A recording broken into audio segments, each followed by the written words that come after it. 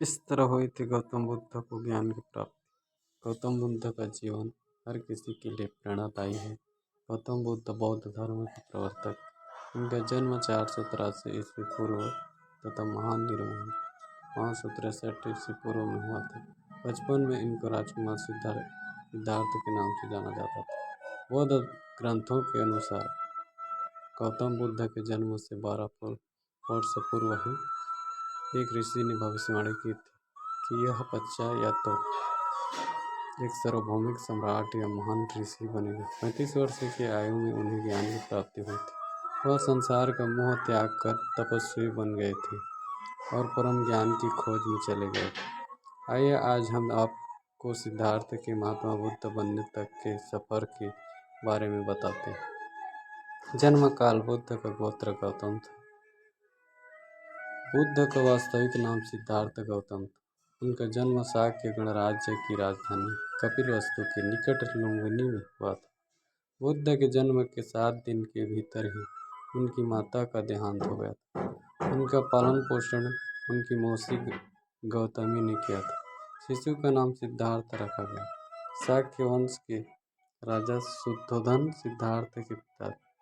सिद्धार्थ के जन्म से पूर्व हुई भविष्यवाणी से परेशान होकर उनके पिता ने उनके तपस्वी बनने से रोकने के लिए राजमहल की परिधि में रखा। गौतम राजसी विलासिता में पले बढ़े।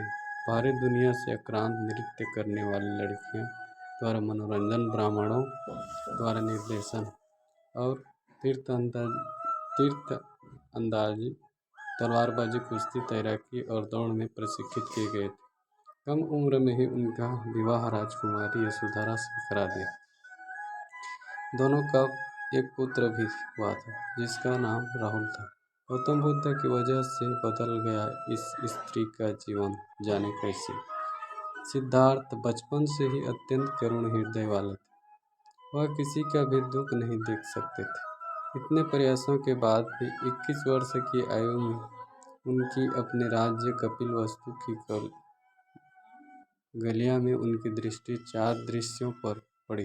दृश्य थे एक वृद्ध विकलांग व्यक्ति, एक रोगी, एक पार्थिव शरीर और एक साधु। इन 4 दृश्यों को देखकर सिद्धार्थ समझ गए थे कि सबका जन्म होता है, सबको बुढ़ापा आता है, सबको बीमारी होती है और एक दिन सब मृत्यु को प्राप्त होती है।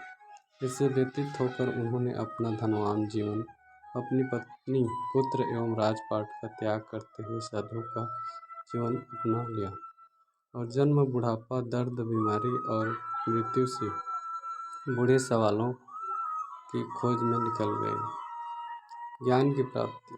सिद्धार्थ ने अपने प्रश्नों के उत्तर ढूंढने शुरू किए। समुचित ध्यान लगा पाने के बाद भी उन्हें इन प्रश्नों के उत्तर नहीं मिले। फिर उन्होंने तपस्या भी की लेकिन अपने प्रश्नों के उत्तर नहीं मिले। इसके बाद कुछ और साथियों के साथ अधिक कठोर तपस्या प्रारंभ की। ऐसे करते हुए 6 वर्ष बीत गए। भूख से व्याकुल मृत्यु के निकट पहुंचकर बिना प्रश्नों के उत्तर पाए वह कुछ और करने के बारे में विचार करने लगे थे। एक गांव में भोजन की तलाश में निकल गए। फिर वहां थोड़ा सा भोजन ग्रहण किया। इसके बाद वह कठोर तपस्या छोड़कर एक पीपल के पेड़ के नीचे प्रतिज्ञा करके बैठे गए। वह सत्य जाने बिना उठेंगे नहीं। वह सारी रात बैठे रहे और माना जाता है यह वह क्षण था जब सुबह के समय उन्हें पूर्ण ज्ञान की प्राप्ति हुई थी। उनकी अविजया नष्ट हो गई और उन्हें निर्वाण यानी बुद्धि प्राप्त हुई और वे 35 वर्ष की आयु में वृद्ध बन गए। वृद्ध को शाक्यमुनि के रूप में भी जाना जाता था। 7 हफ्तों तक उन्होंने मुक्ति की स्वतंत्रता और शांति का आनंद लिया। प्रारंभ में तो वह अपने बुद्धि के बारे में दूसरों को ज्ञान नहीं देना चाहते। बुद्ध का मानना था कि अधिकांश लोगों को समझाना बहुत मुश्किल होगा।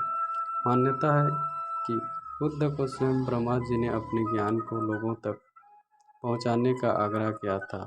फिर वह इस बारे में सहमत हो गए। इस तरह उन्होंने अपना पहला धर्मोपदेश उत्तर प्रदेश के वाराणसी के पास सारनाथ में अपने पहले मित्रों को दे दिया। धन्यवाद। सब्सक्राइब माय चैनल दोस्तों।